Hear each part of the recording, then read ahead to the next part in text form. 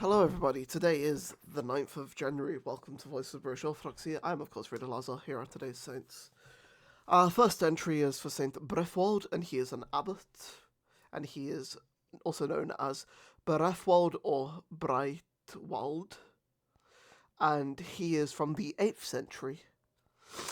Of Anglo-Saxon ancestry, the 9th Archbishop of Canterbury began as a monk and then became abbot of Glastonbury. He resigned that dignity to devote his life to study and prayer at the small monastery of Reculver near the Isle of Thanet in Kent. Upon the death of St. Theodore of Canterbury, 19th of September, AD 692, he was elevated to the Archbishopric of Canterbury, serving the see until his repose in AD 731.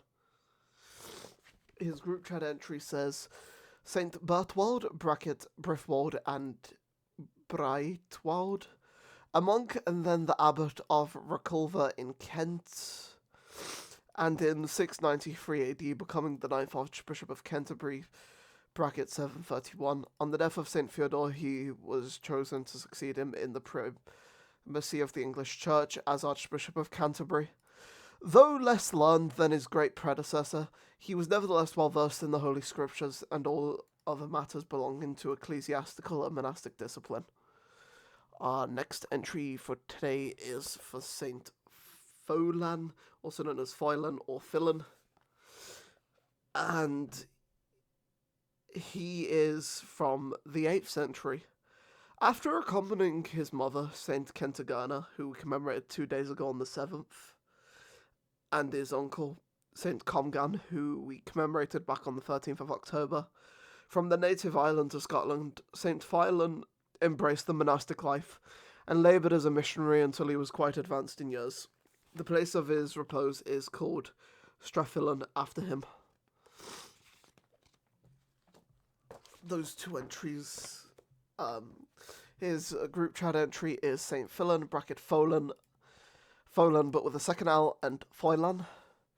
Abbot of Strathfilan, born in Ireland, he accompanied his mother, St. Kentigern, and his relative, St. Comgan, to Scotland, where he lived as a monk, 8th century.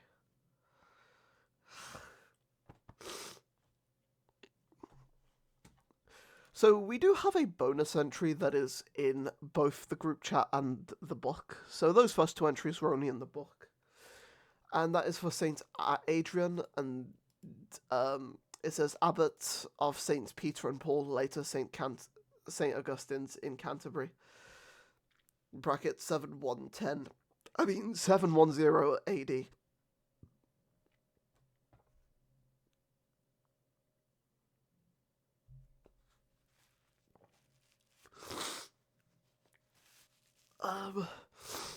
I hope you've all taken the chance to pause and read the Thingy Abbot.